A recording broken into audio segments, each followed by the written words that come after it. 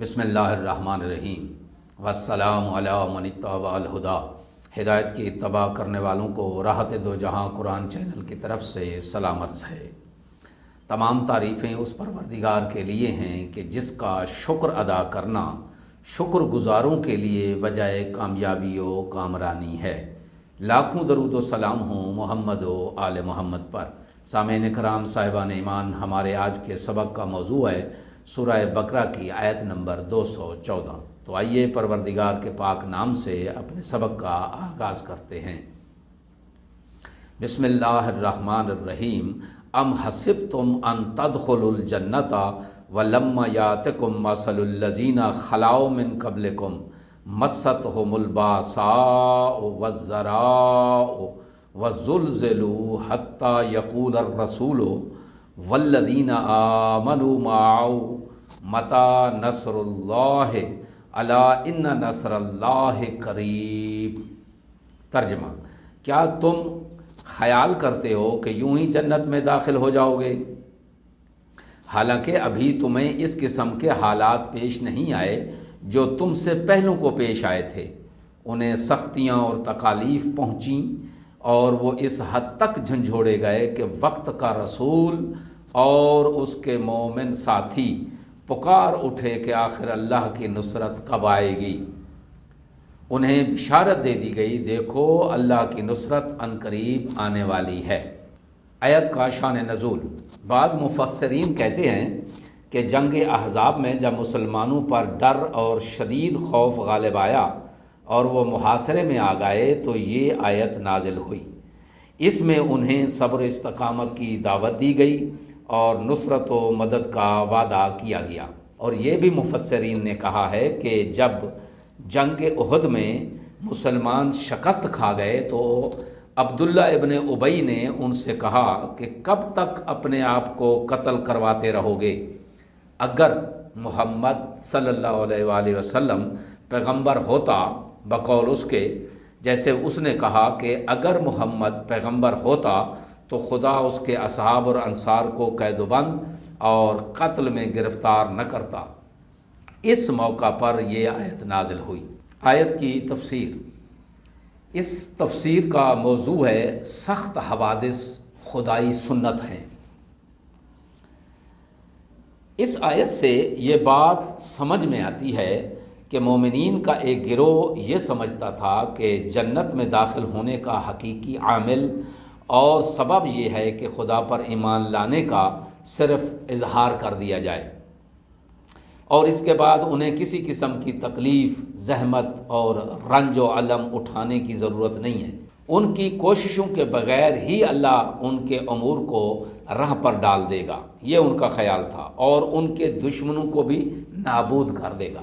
اس غلط طرز فکر کے مقابلے میں قرآن حقیقی سنت اور خدا کی دائمی روش کی طرف اشارہ کرتا ہے۔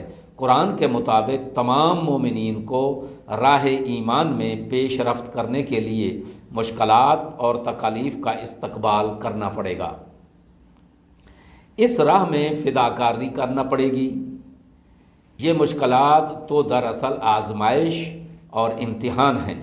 ان کے ذریعے حقیقی اور غیر حقیقی ایمان میں امتیاز پیدا ہوتا ہے۔ قرآن اس حقیقت کی بھی تصریح کرتا ہے کہ یہ آزمائشیں اور مشکلات عمومی قوانین کے تحت ہیں۔ اسی بنا پر گزشتہ امتیں بھی اس سے دوچار ہوئیں۔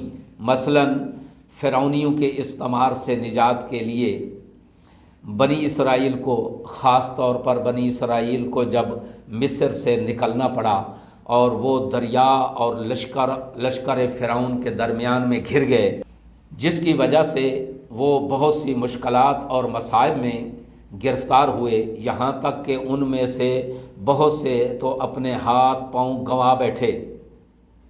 لیکن سخت لمحات میں خدا کا لطف ان کے شامل حال ہوا، انہیں دشمنوں پر کامیابی نصیب ہوئی۔ یہ بات بنی اسرائیل تک محدود نہیں ہے، یہ صرف ان کے لیے مخصوص نہ تھی، بلکہ آیت میں تلاوت کیے گئے کلمات الذین خلوا من قبلکم وہ جو تم سے پہلے گزر گئے ہیں، یہ کہ جو الفاظ اسی امر کی طرف اشارہ کرتے ہیں، اس نظر سے تو سب کی سرنوشت ایک جیسی تھی۔ گویا